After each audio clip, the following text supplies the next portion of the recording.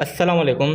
तो आज 11 अप्रैल 2026 को जो IBA JST का पेपर हुआ था, उसमें केमिस्ट्री जो क्वेश्चन आया था उसमें देखेंगे कौन कौन से सवाल केमिस्ट्री क्वेश्चन में आए हैं और कौन कौन से आपके सही है या गलत हैं। तो वन बाय वन करके हम करेंगे। तो अगर देखा जाए जो कल पेपर हुआ था 10 अप्रैल 2026 को, उसके मुकाबले में जो आज का पेपर है वो ईजी है। अब आप खुद एनालाइज करना, कल भी आपने जो मैंने वीडियो अपलोड की थी उसमें आपने देखा था और आज भी इसको देख लें कि आज पेपर जो है वो इजी आया है मुश्किल आया है। मगर मेरे हिसाब से जो पेपर है वो आज केमिस्ट्री क्वेश्चन का तो इजी बिल्कुल था।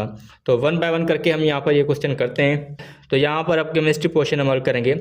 तो पहला सवाल है, which method can be use, कौन सा यहाँ पर मेथड है इस्तेमाल होता है टू सेपरेट मिक्सचर, मिक्सचर को सेपरेट करने के लिए आप साल्ट एंड वाटर, जो मिक्सचर उसमें से साल्ट एंड वाटर कैसे सेपरेट करेंगे। तो क्रिस्टलाइजेशन है, डिस्टिलेशन है, इवापोरेशन है या फिल्ट्रेशन है। तो इसमें होता है डिस्टिलेशन।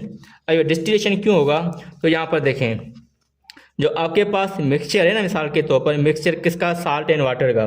पहले आप क्या कर दो, इसको दो हीट है। जैसे हम इसको हीट देंगे तो मिक्सचर यहाँ पर जो है इसमें पानी है तो वो वेपर्स में कन्वर्ट हो जाएगा। जैसे ये वेपर्स में कन्वर्ट होगा तो वेपर्स को आप क्या करेंगे, कलेक्ट कर देंगे। वेपर्स को कलेक्ट करने के बाद उसको आप क्या करें, कूल करें। जब उसको ठंडा करेंगे ना तो आपके पास जो मिक्सचर में वाटर था, ये पूरा प्रोसेस करने के बाद इसको आप कलेक्ट कर लेंगे, फिर कूल करेंगे। जैसे कूल करेंगे तो आपके पास ये वेपर है अब वो लिक्विड में आ गया।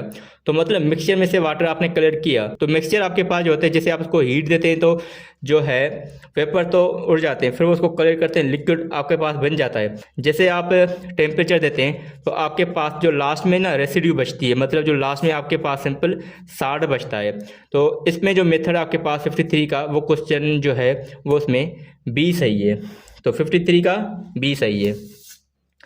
54 है यहाँ पर, work done by thermodynamic system is the state function. अब इसमें स्टेट फंक्शन कौन सा है, मैंने आपको डेफिनेशन बताई थी। इसमें 2 MCQ मॉक टेस्ट में भी हमने किए थे और जो चैप्टर है थर्मोडायनेमिक्स वाला, थर्मोकेमिस्ट्री में हमने पढ़ा था स्टेट फंक्शन। स्टेट फंक्शन क्या होता है, जो फाइनल और इनिशियल वैल्यू पे डिपेंड करे उसको हम कहते हैं स्टेट फंक्शन। तो ये कह रहा है वर्क डन, क्या वर्क डन स्टेट फंक्शन है? वर्क डन जो है ना यहाँ पर वो स्टेट फंक्शन नहीं है। अब स्टेट फंक्शन की मैंने आपको ना वो बैंक वाले एग्जाम्पल बताई थी, 2-3 बार मैं आपको बता चुका हूँ। मतलब मिसाल के अगर मैं आपको कहूँ कि आपके बैंक में पैसे पड़े हैं कितने, आप कहेंगे 10 लाख, मैंने आपको ये तो नहीं पूछा कि ट्रांजेक्शन कैसे हुई, कहाँ से आया, पूरी डिटेल तो नहीं ली ना। मतलब वो सिस्टम जो इनिशियल और फाइनल स्टेज पे डिपेंड करे हम उसको कहते हैं स्टेट फंक्शन। तो आपके पास स्टेट फंक्शन टेम्परेचर होता है, प्रेशर होता है, वॉल्यूम होता है, इंटरनल एनर्जी, एंथैल्पी, ये स्टेट फंक्शन है। वर्क डन स्टेट फंक्शन नहीं है। तो work done by thermodynamic system is state function नहीं, ये गलत है। तो इसका जवाब बी होगा, फॉल्स। आपके पास 55 क्वेश्चन है, electricity is passed through concentrated sodium. अब देखो यहाँ पर है कंसंट्रेटेड 21 यहाँ पर सोडियम क्लोराइड सॉल्यूशन है, उसमें से आप इलेक्ट्रिसिटी पास करवाएं। इनर इलेक्ट्रोड्स आर यूज्ड, वो कह रहा है water form at the negative electrode. Negative electrode पे क्या बनेगा? अब यहाँ पर देखो, यहाँ पर सोडियम भी होता है और वाटर भी लाजमी बात है, एक के सॉल्यूशन है तो वाटर भी होगा और यहाँ पर सोडियम क्लोराइड भी होगा। अब यहाँ पर देखो आपके पास सोडियम वो भी पॉजिटिव आयंस में होता है, दूसरा NaCl है ना सोडियम, तो वाटर होगा, तो वाटर भी आपके पास यहाँ क्या होगा, वो भी पॉजिटिव आयंस में हो।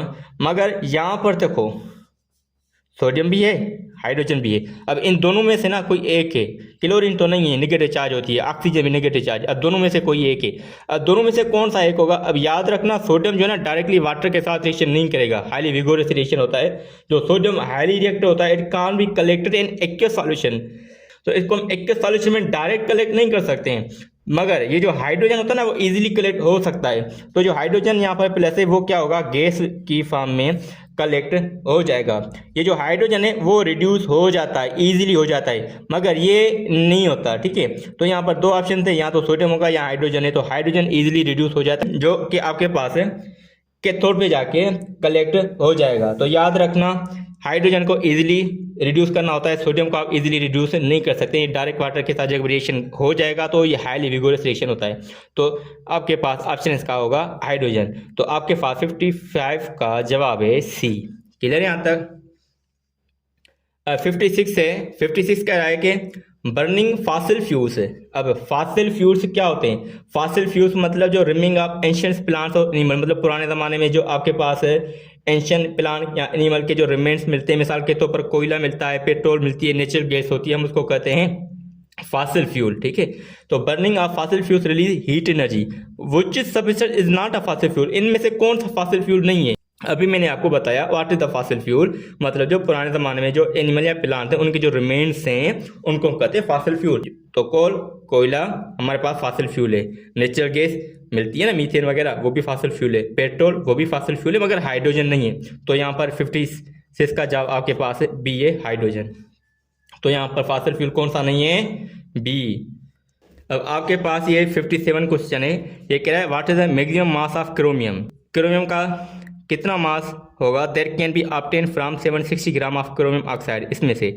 अब ये हम इसकी इक्वेशन बनाते हैं, जैसे हमने कल भी इक्वेशन बनाई थी, कल भी यही सवाल आया था, मगर आज उसने डेटा चेंज कर दिए। कल भी मास मास रिलेशनशिप था, आज भी मास मास रिलेशनशिप है। अब देखें यहाँ पर, पहले मैं आपको इक्वेशन दे के फिर समझाता हूँ। अब ये आपके पास इक्वेशन आई। अब क्रोमियम यहाँ पर जो इसका जो मास होगा क्रोमियम ट्राइऑक्साइड का, इसका मास क्या होगा। अब यहाँ पर देखो क्रोमियम के कितने एटम है, 2। क्रोमियम का मास क्या होता है 52 प्लस की साइन। ऑक्सीजन के कितने एटम है, 3। ऑक्सीजन का मास होता है 16, तो इसको आप प्लस करें तो आपके पास ये हो जाएगा 104 प्लस 3, ये आपके पास 48 है। तो आपके पास जवाब आ जाएगा 152 ग्राम पर मोल। मतलब इसके आपके पास जो जवाब है ये आपके पास हो गया 152। अब यहाँ पर क्रोमियम, एक क्रोमियम का मास होता है 52, 2 क्रोमियम है, तो यहाँ पर आपके पास क्या हो जाएगा, इसका ये डबल हो जाएगा। क्या हो जाएगा यहाँ पर, डबल। तो डबल मतलब 104 है टोटल इसका मास निकालेंगे। अब ये आपसे पूछ रहा है अगर आप 76 ग्राम से कलेक्ट करें, अब आपके पास क्या है 76 ग्राम, तो ये पूछ रहा है अब क्रोमियम का मास कितना होगा, ठीक है।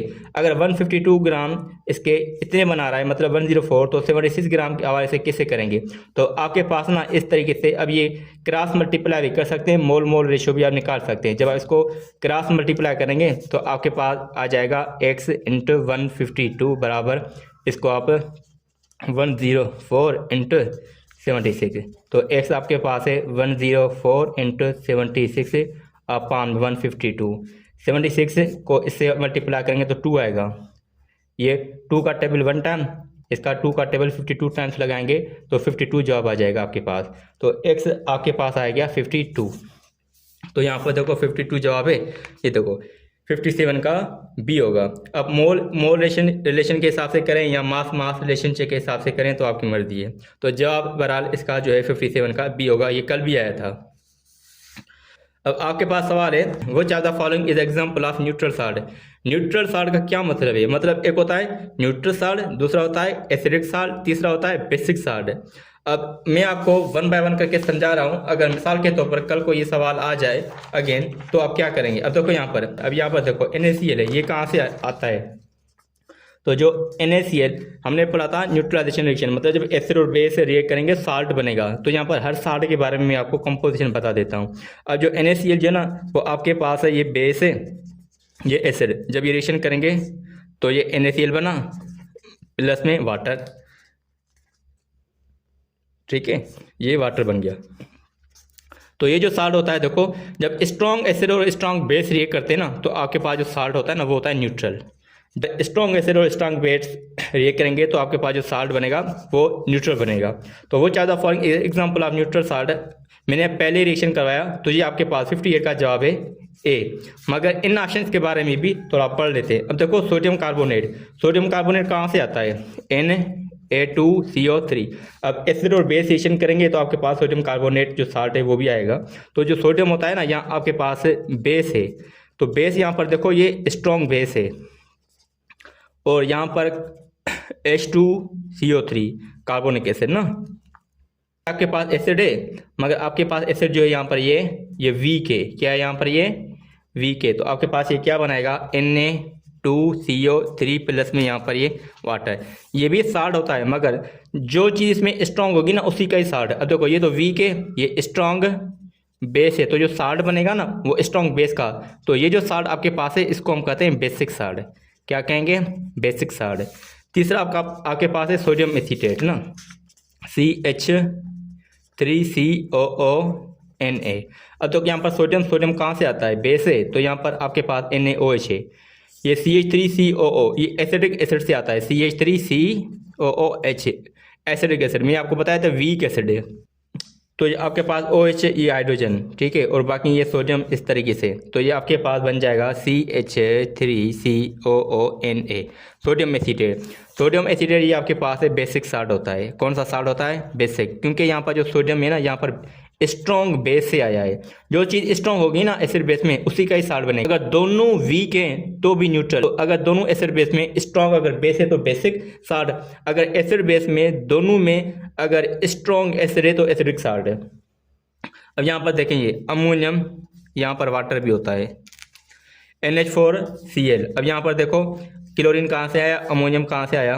तो इस तरीके से आपके पास जो NH4OH अमोनियम हाइड्रोक्साइड, ठीक है, ये है बेस तो है मगर आपके पास वीक बेस है। क्या है? वीक है। अब क्लोरीन कहाँ से आएगा? एसिड। ये आपके पास स्ट्रॉन्ग एसिड है। तो इसका जो साल्ट बनेगा ना वो एसिडिक बनेगा, क्योंकि दोनों में से स्ट्रॉन्ग कौन सी चीज़ है? एसिड। तो एसिडिक साल्ट होगा। कौन सा होगा? NH4Cl प्लस यहाँ पर ये वाटर, इस तरीके से। बहरहाल तो मैंने आपको ये डिटेल में बता दिया है, मगर आपके पास ऑप्शन तो वही था NaCl। NaCl वो चाहता फॉर्मिंग द न्यूट्रल साल्ट। इसमें ये न्यूट्रल साल्ट है, ये जो हमने पढ़ा था ये बेसिक साल्ट है। क्या है यहाँ पर? ये बेसिक। ये भी आपके पास क्या है? बेसिक। ये आपके पास क्या है? Acidic salt. 53 से लेके 58 तक ये आपके पास क्वेश्चन थे। बाकी क्वेश्चन आउट, बाकी तो क्वेश्चन पेपर आउट इतना नहीं हुआ था। तो जो सवाल थे मैंने आपको करवा के दे दिए।